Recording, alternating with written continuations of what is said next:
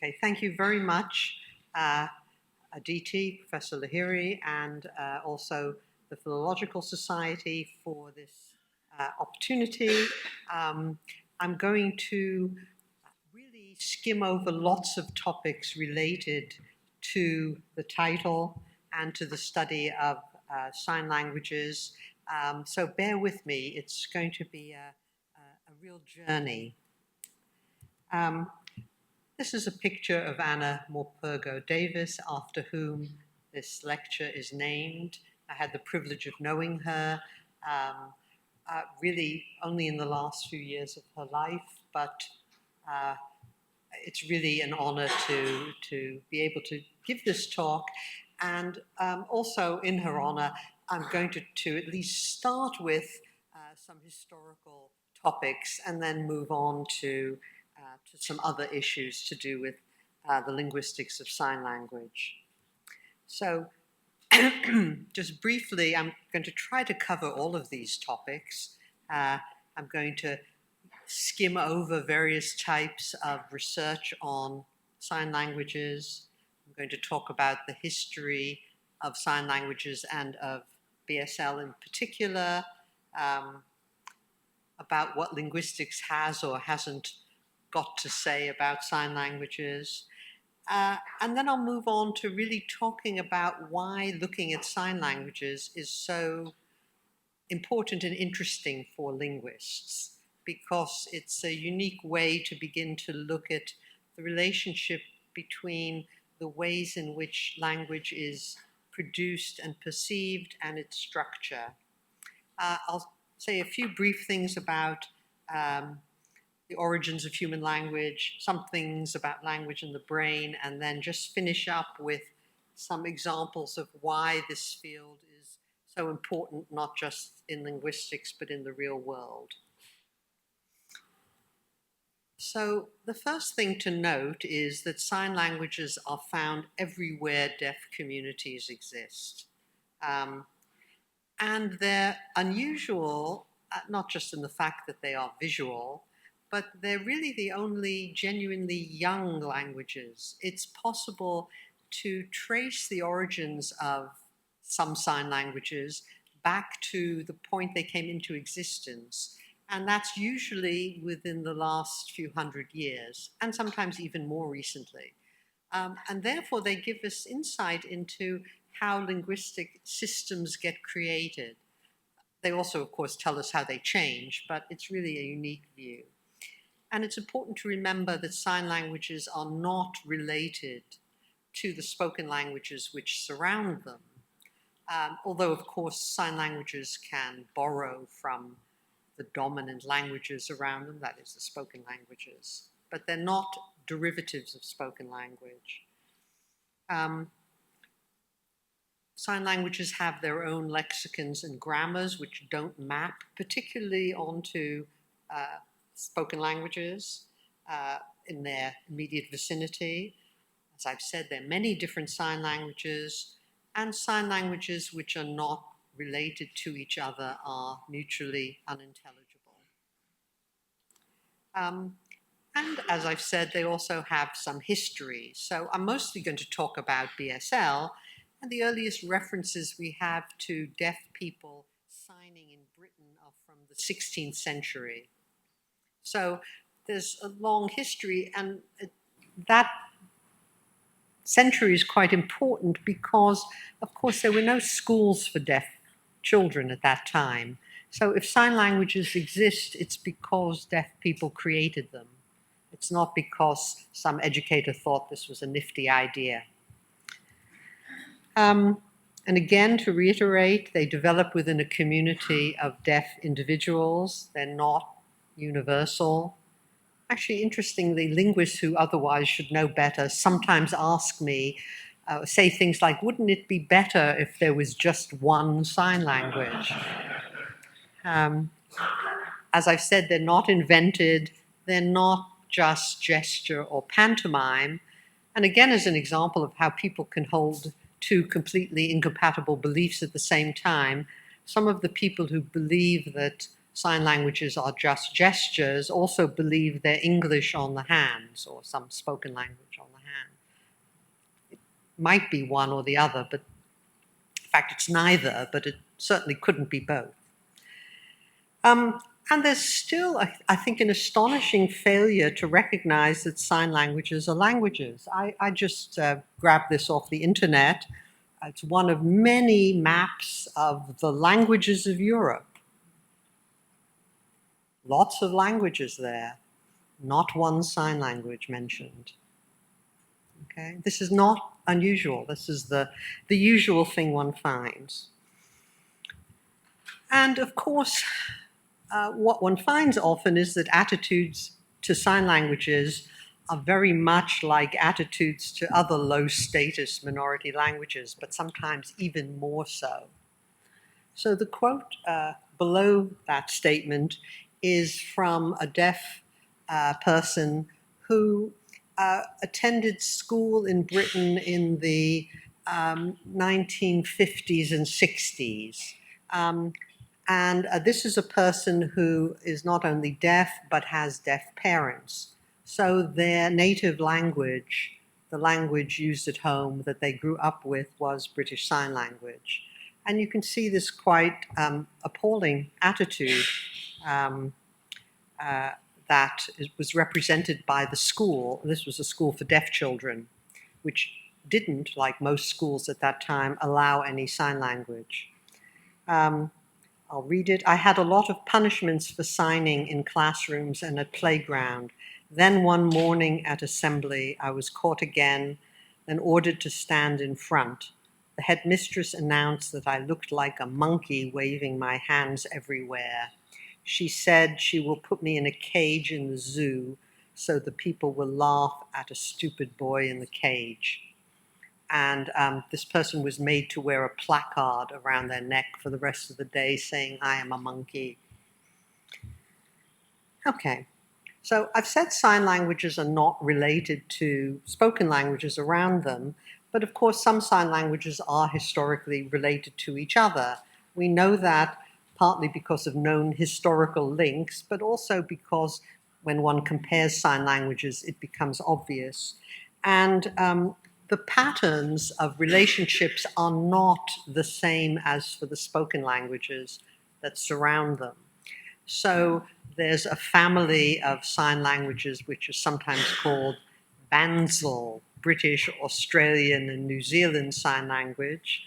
And actually, Maltese Sign Language belongs to the same family, as does a moribund sign language in the eastern provinces, the maritime provinces of Canada. Then there's a very large family of sign languages which are derived from French Sign Language. And there are historical reasons for that I won't go into, but as you can see, American Sign Language and Irish Sign Language are in that family. You then have a group which is somewhat surprising, which is Austrian, Hungarian, Danish, and Icelandic. But again, it's possible to find the historical links, which often had to do with deaf people being involved in setting up schools and transporting sign languages with them. And finally, Swedish Sign Language and Finnish Sign Language are also effectively dialects of the same sign language, although clearly the spoken languages are unrelated. Well, that's just some European examples. This is an example of a sign language used by an Indian tribe in Brazil. Okay, so I'll just show you a little clip. I don't understand it myself, but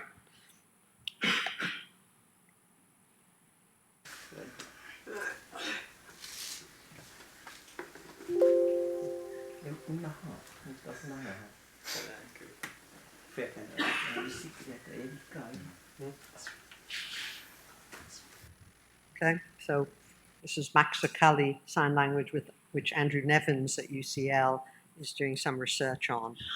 So how do these languages come into existence?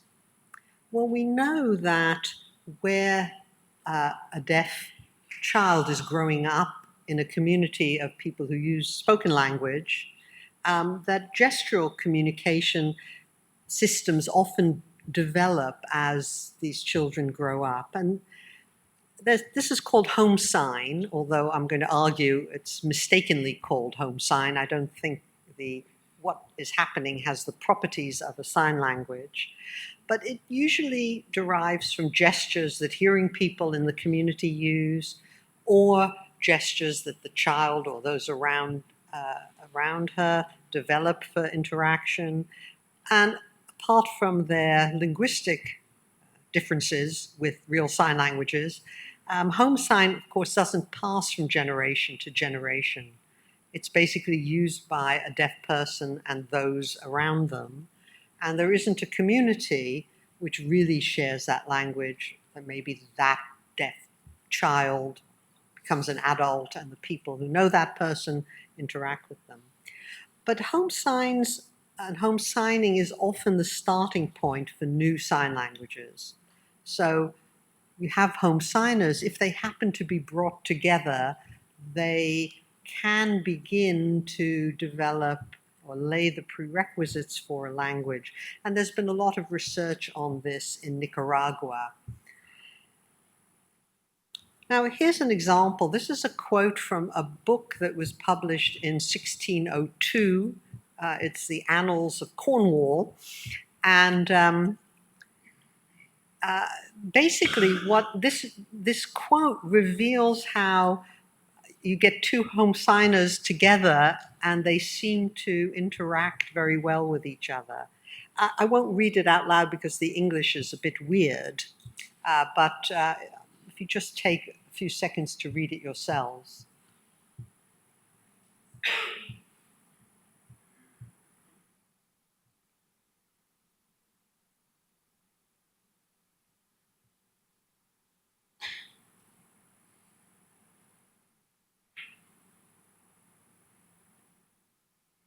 Okay, so really what this is saying is here's a deaf man who's a servant to someone, and he goes along to visit a deaf friend of his, and neither of them has any spoken language, but they are communicating extremely well to each other. They're signing and they're gesturing and they're having a good time. So this is the kind of context in which a sign language can begin to develop. So let's talk a bit about British Sign Language. It's impossible to get any good figures for the number of people who use BSL as their preferred language. The 2011 census attempted to get some information, but the question wasn't very good. The 50 to 70,000 is probably a high but not unreasonable estimate.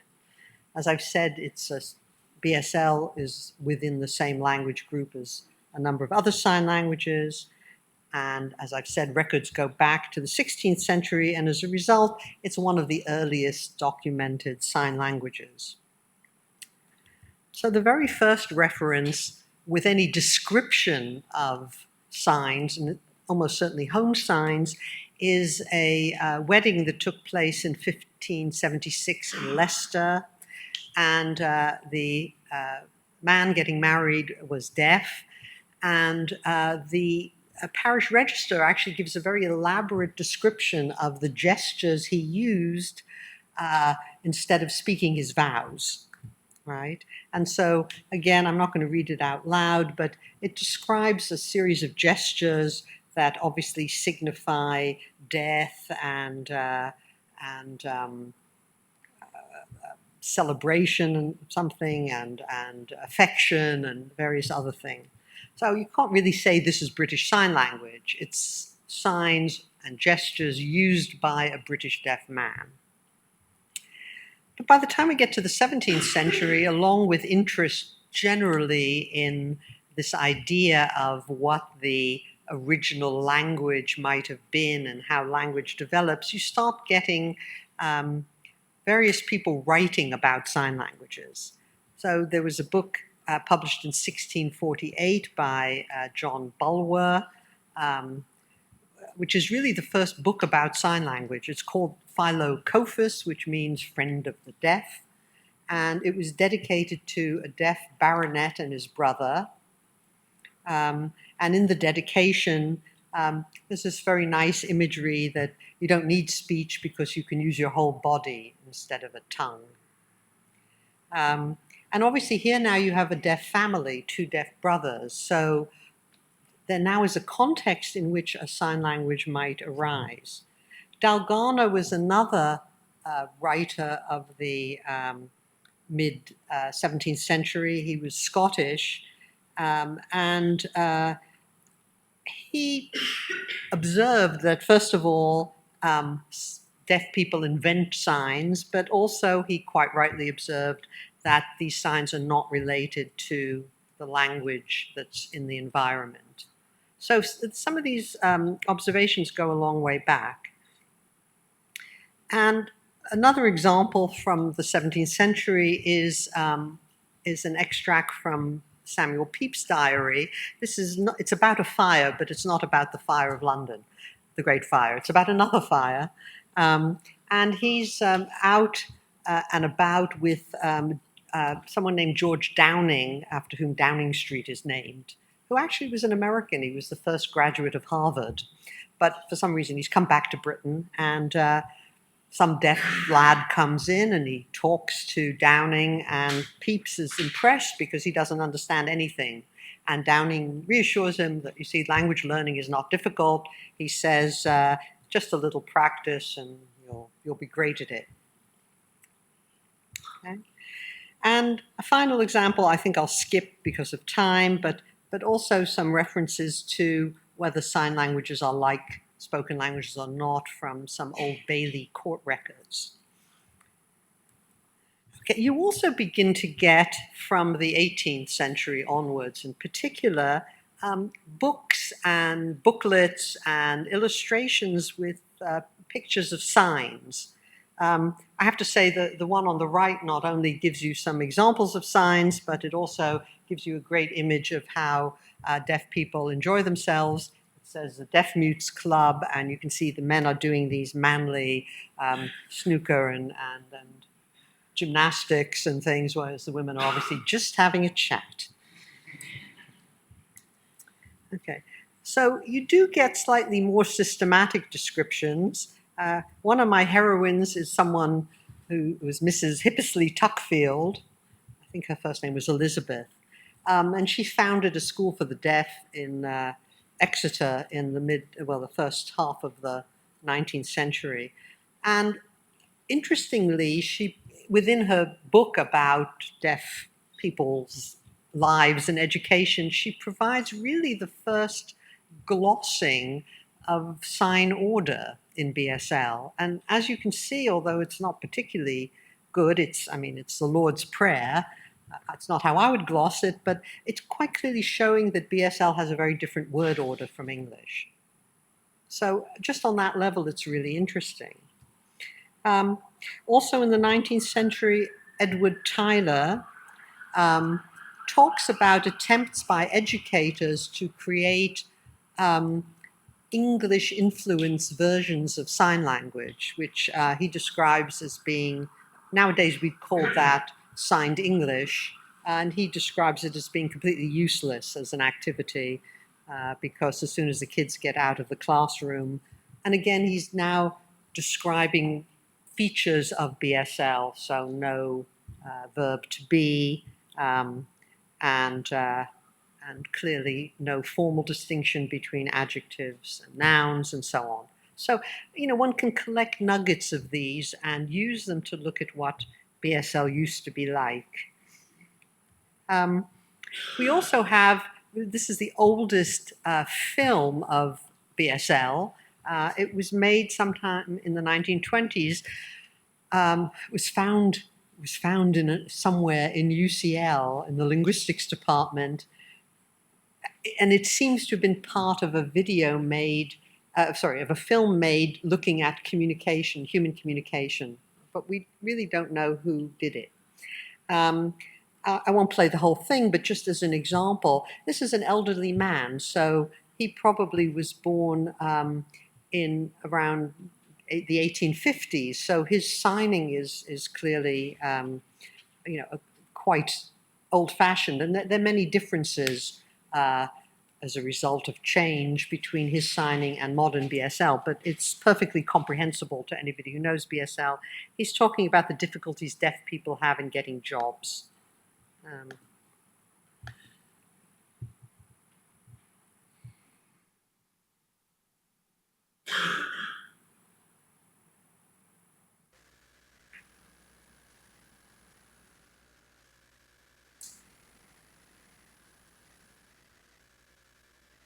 Okay.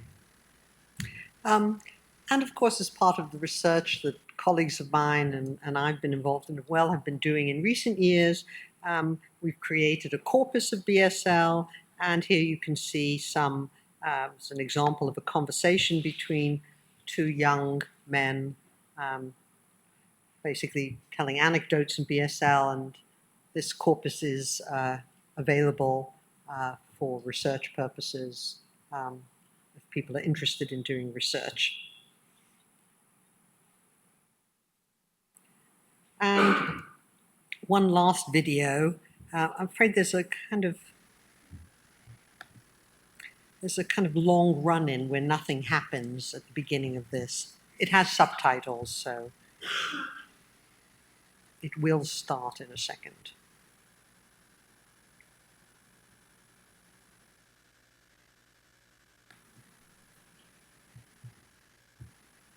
Be patient.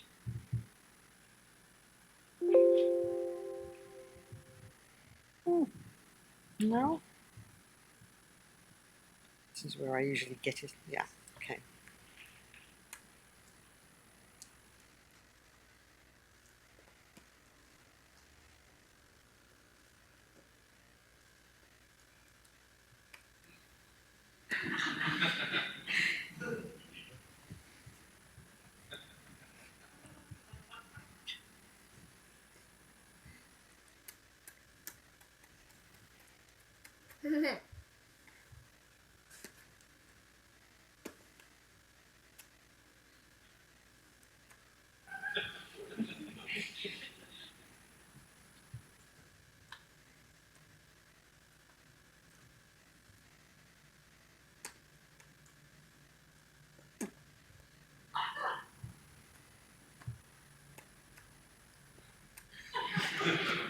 Okay, it goes on. It's available on YouTube. I mean, the point of showing you that again is a deaf child with deaf parents. So she's grown up in a family where BSL is the language of the home. And as you can see, you know, her communication and language abilities are really fantastic for a 5-year-old. She's very, very bright. Okay, so let's now move on to the linguistics section. And, you know, people talk about universals. The question I'm interested in is what parts of language are universal independent of modality? And what parts of language are actually driven by the modality that a language is expressed in? I mean, we already kind of know that, you know, written language looks different from spoken language. I mean, so there is, even with the same language, there's some modality effect. But here we want to think about sign languages and spoken languages. So obviously, when I say the word modality in this sense, I'm talking about the way language is produced and perceived. And there are two natural language modalities: spoken, which uses the vocal and auditory modality, and signed, which uses the visual and spatial modality. Well, in some cases, there are no effects of modality. So both sign languages and spoken languages have phonological, morphological, syntactic structure. They're both highly conventionalized. They share the sorts of design features you would expect to find in language. They seem to be processed, I'll show you a slide a bit later on, by the brain in very similar ways. And the time course of acquisition, notwithstanding lots of adverts you might see for baby sign, which is supposed to turn your hearing infant into a genius, notwithstanding those claims, which are untrue, the time course for acquisition is quite similar. But there are also modality effects. So the one which I'll spend most time talking about is the difference in the potential of the auditory modality compared to the visual modality to use motivated forms, iconic forms. And the fact is that although people have often taken, I mean, from the time of Saussure, taken it as read that an absolute essential feature of language is that there is apart from a few onomatopoeia, a couple of little odd things, but really the way language is designed is that there's an arbitrary relationship between the form of the word and its meaning.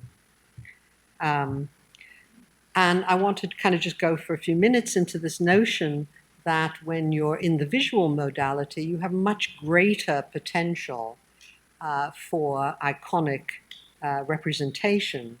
And sign languages exploit this potential, which is really not available to spoken languages. So it's not that it's something about an essential feature of language, it's that languages, where possible, do exploit iconicity. It's just that spoken languages can't do it very much.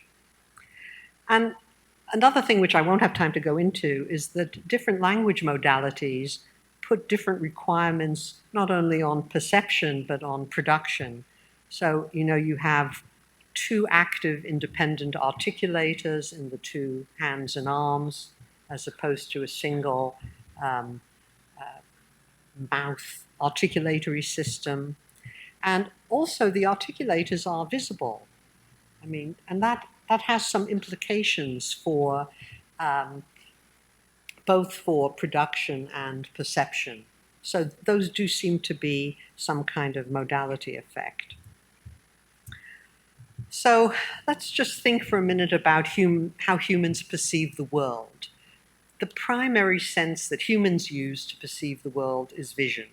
If we were dogs, the primary way we would perceive the world is smell, right? So if a dog is blind, it has very little impact on their ability to get around the world. Of course, if you're a human and you lose your vision, it becomes really difficult to negotiate the world. So because we perceive the world visually, so this is the explanation of why iconicity is so prevalent, languages that use visual representations have much greater potential to represent perceptual experience. And of course, those things in the world that make sounds, spoken languages tend to use non-arbitrary forms to represent those. But I think there's another point which probably accounts for why sign languages are not the preferred form of communication of humans. There are no hearing populations, without any deaf people, that choose to use sign languages throughout their lives. There are some communities which use sign languages for various reasons at different parts of their life, but there are no hearing communities which are sign language users. It's very convenient to be able to separate the channel in which you're perceiving the world and the channel you're communicating about it. In other words, you can indicate something of interest. The other person can look at that while you talk to them about it. So I think that is really pushes humans towards being users of spoken languages. But I think the human bias to spoken language is less well established than we think.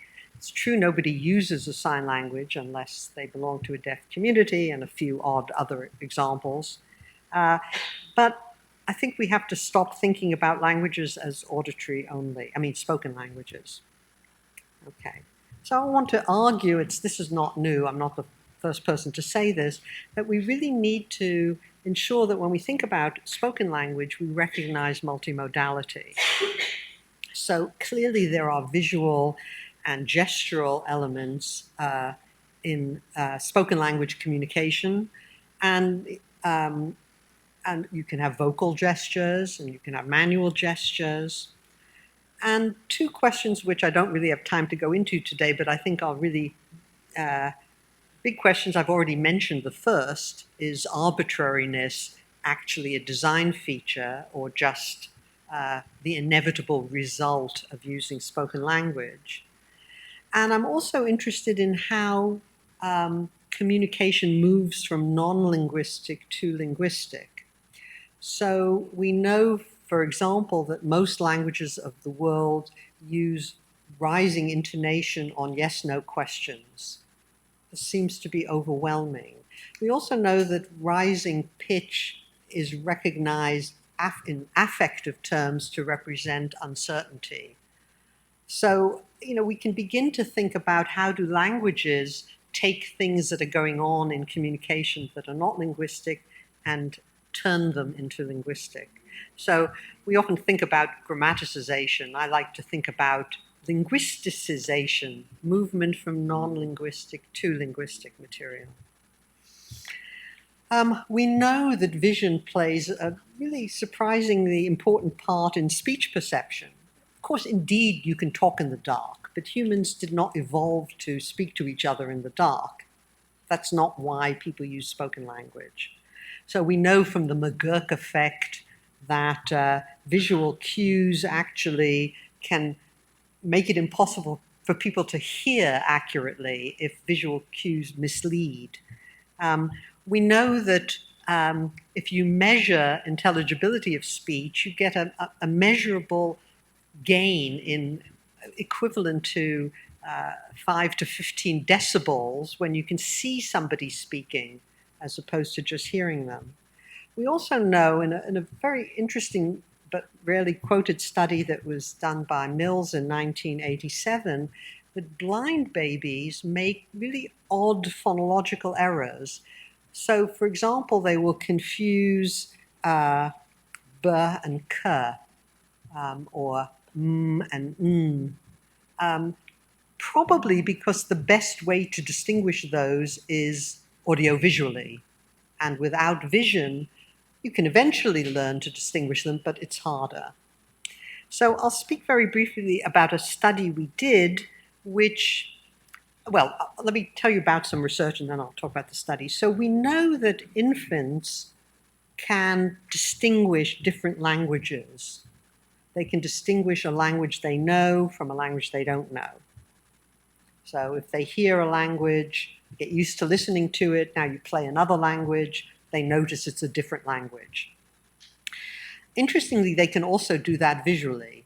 So without any sound, 8-month-old babies can look at someone speaking and distinguish between two spoken languages purely on speech reading abilities. Obviously, they're not speaking themselves yet.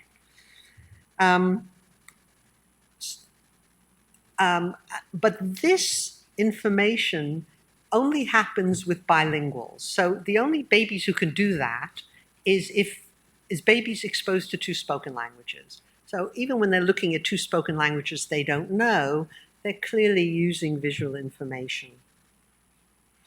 So we think that these babies are probably have enhanced perceptual attentiveness. They're just more tuned in visually to differences in language than monolingual infants. But the question we want to ask is it speech specific? Is this ability something that has evolved for spoken language, right? So because spoken language, we're saying, is multimodal. Now we know that infants treat sign language as if it's any language. Same sorts of milestones, there's some evidence for babbling. Babies prefer looking at sign language rather than at non-sign gestures. And that sensitivity is obviously maintained as babies grow up if they're exposed to a sign language. So the question we wanted to ask was, can infants who've never seen sign language in their lives, distinguish unknown sign languages in the same way they can distinguish unknown spoken languages? So in this experiment, we have 8-month-olds, 12 monolingual babies, and 12 babies, they're not bilingual yet, right? But they're being exposed to two languages. And what they're looking at, and it's the same as these visual speech tasks, they're looking at somebody who is signing Japanese Sign Language versus someone who's signing BSL. So just to show you.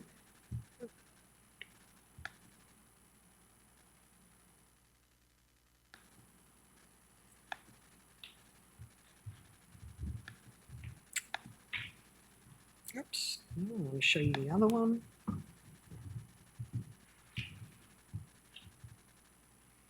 Okay, so this is the babies are habituated, they watch the same, it's obviously the same person who's bilingual, right?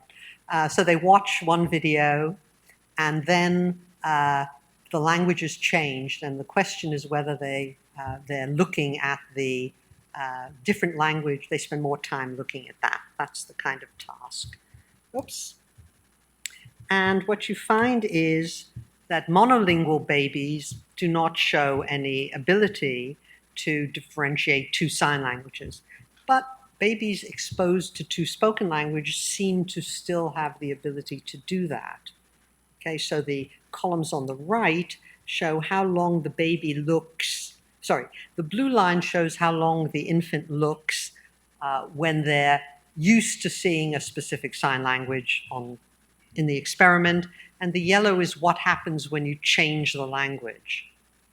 And the monolingual babies are on the left and the bilingual ones are on the right, and you can see that the monolingual babies, there's no significant difference in looking time, but the bilingual babies do. So I think we need to think about the extent to which human infants have the capacity to learn a natural language, whether it's spoken or signed.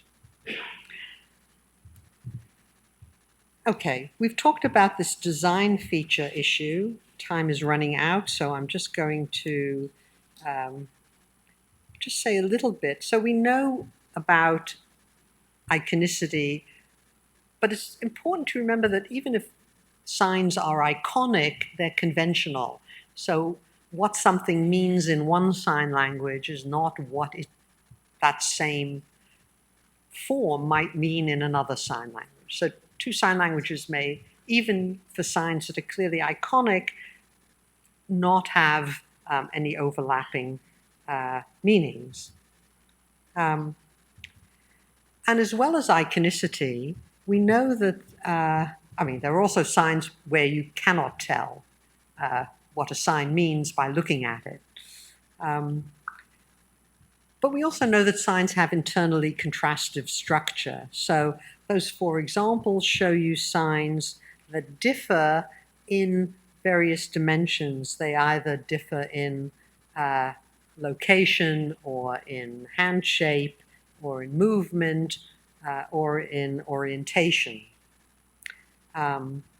So I'm going to talk in a minute about phonological structure. This is an example of the internal structure that signs have. They are not global gestures. And what children are learning when they learn a sign language is that system. Signs themselves, when we look at signs in context, they're not only have internal structure at the phonological level, they often can be quite complex and multimorphemic. There's clear evidence of derivational morphology, and there's quite, for many sign languages, including BSL, quite complex encoding of location and movement of different classes of nouns. I'm not going to have time to do a description of BSL grammar, but just so that you're aware of that. And of course, all languages exploit their modality. So, as I said before, sign languages exploit the availability of more than one articulating system. They exploit both time and space. So, because you have two articulators, it's possible to, instead of thinking about whether an adjective goes before a noun or after a noun, can occur at the same time as a noun. Okay?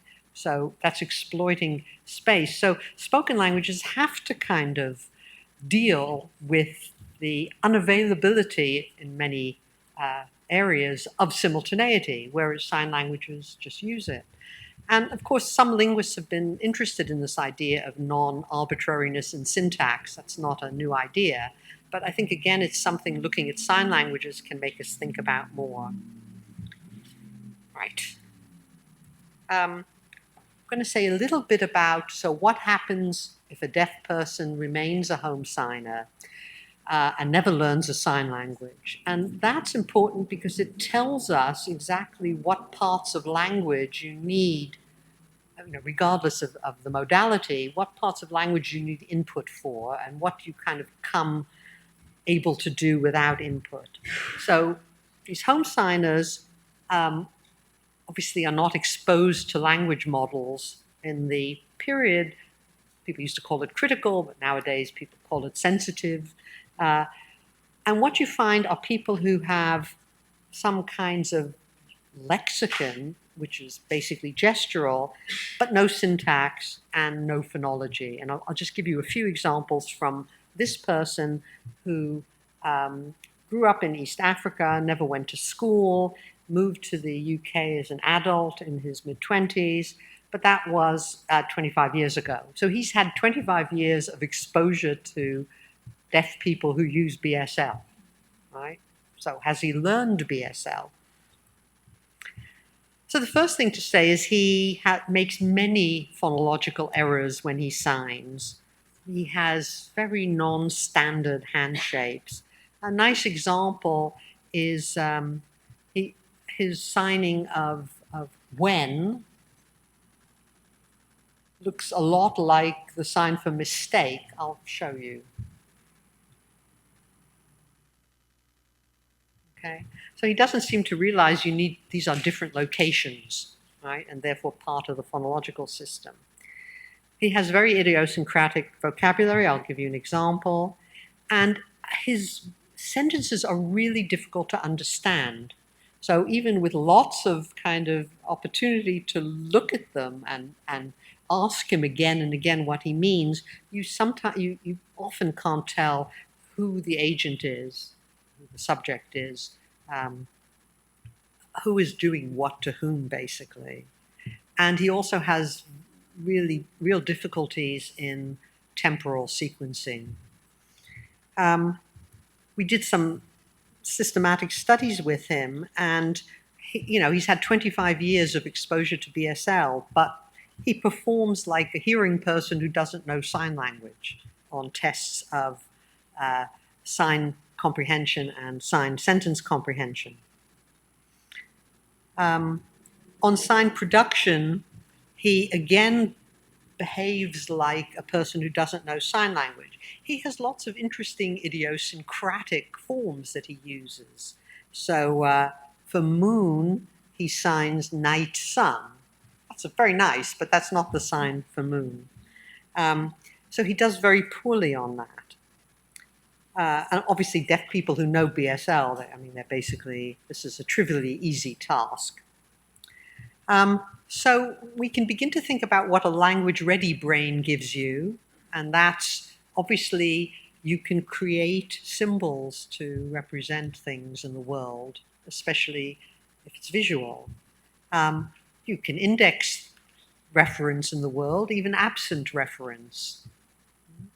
You get some phrase structure, so you can kind of sometimes work out what people are saying, and of course, you may have very good pantomime skills. You may have very expressive face and body information. You can show your attitudes. But you need language input. And of course, deaf people are the only people of normal cognitive ability who often are not exposed to language in their early years. So these are the only people in the world who are perfectly normal but don't have a first language. So you need input to develop a neural representation for phonology, to have some kinds of differentiation between linguistic elements, words and signs versus gestures, to have temporal representation, to be able to deal with things like negation, and to assign semantic roles consistently. And without sign language research, it would be very hard to be able to show that. Okay, sign language in the brain. So we can ask how and where in the brain are sign languages processed. And I usually ask people at this point, they're visual spatial, so they might be thought to be right hemisphere, or they're linguistic, so they might be thought to be left hemisphere. So we did a study back in 2002, which was the first study of BSL sentence processing, using fMRI to compare BSL processing with English processing. We've got some examples of sentences there that were used in this experiment. And what you see on the picture here is on the left column, you have brains of deaf native signers who were watching BSL sentences.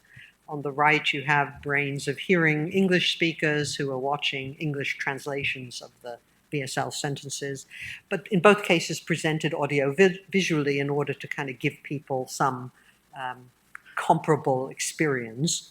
And as you can see, these are remarkably similar. So for both spoken and sign language, you have left lateralization, most of the activities on the left, and the usual brain areas in the left hemisphere that are associated with language processing are found.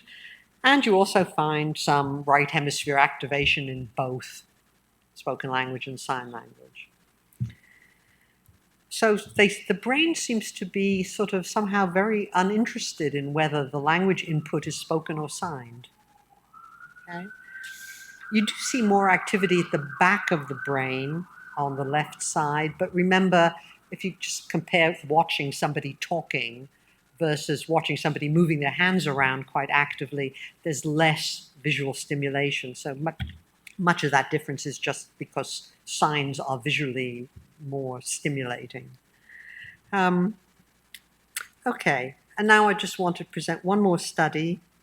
And that's this question of how we can use sign language to look at really at the brain and language. So we ask the question, is the use of the term phonology when we're talking about sign language is a ridiculous term? I mean, is it just some fantasy idea of sign language linguists that sign languages are like spoken languages? Clearly the word phon, it has something to do with sound. Okay, so we're going to ask whether similar neural processes are involved in phonological analysis of sign language and spoken language. And so we had deaf participants and hearing participants going into the scanner, and they're looking at pairs of pictures, and they have to decide if the words for the two pictures rhyme. I'll show you an example in a minute. In the BSL phonology task, it's not a rhyme task. People are just asked whether the signs for two pictures are made at the same location. Okay? And so if similar processing, so they're both phonological tasks, so similar brain areas should be recruited for the two tasks, even though they're working with completely different input material, right?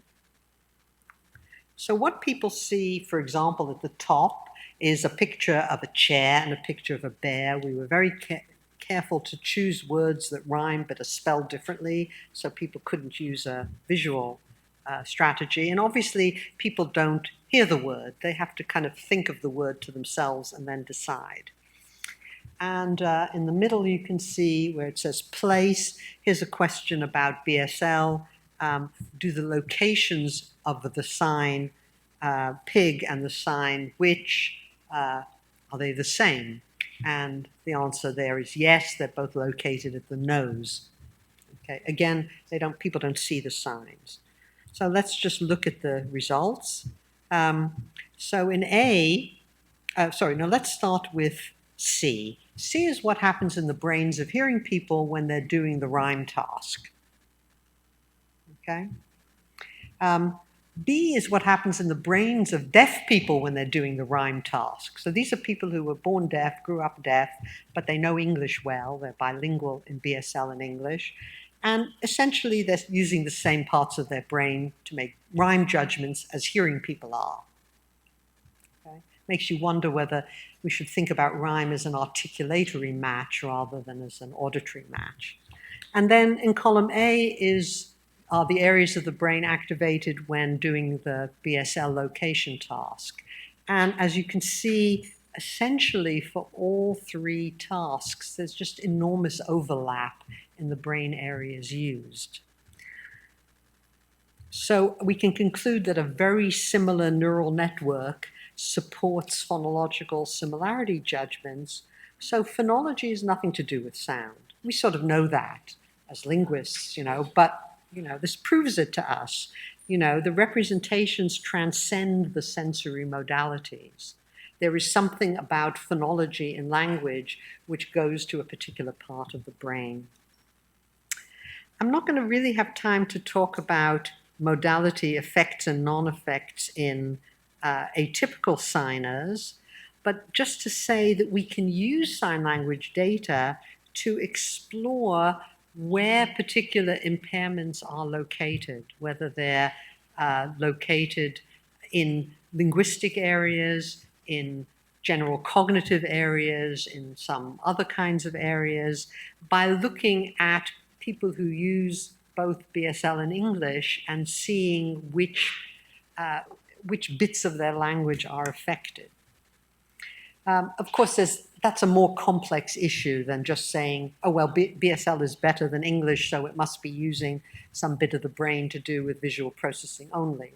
But it's really important in understanding the loci of different types of brain problems. And as I say, of course, these are not mutually exclusive. I've got really 2 more slides and then I'll finish. And that's really, what are the implications of research in the real world?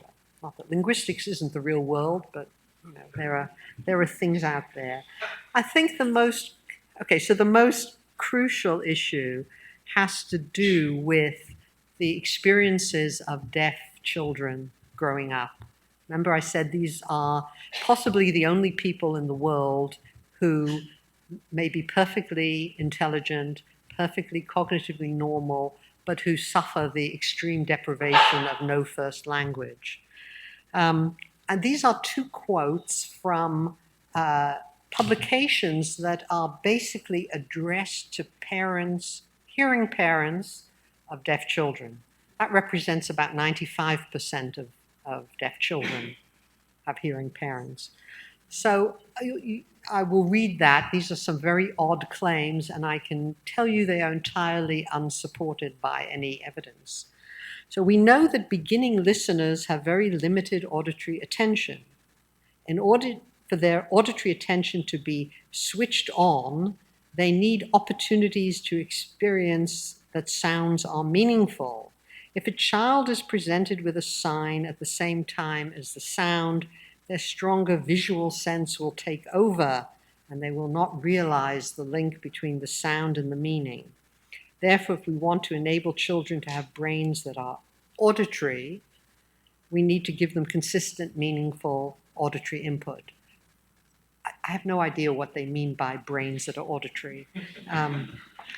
And the one below, again, makes a claim which is entirely untrue. Studies of deaf children have demonstrated that when cochlear implant is less effective, it appears to be related, at least in part, to communication through sign language because of cortical reorganization of the auditory cortex. Cortical reorganization of the auditory cortex is the result of deafness. It's not the result of language. Okay. And then I want to encourage the linguists in the audience to think about getting involved in or developing some interest in sign language to help them do what we all know is the case, but we sometimes slip up and be clear about the difference between speech and language.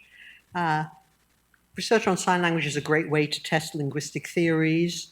It gives a much fuller picture of human language. It has real benefit for deaf children. And of course, interest in the language of deaf communities is one way in which deaf communities, which are usually oppressed and pressurized, can begin to develop a sense of, they have pride in their language, but we can help ensure that sign languages survive. So thank you very much.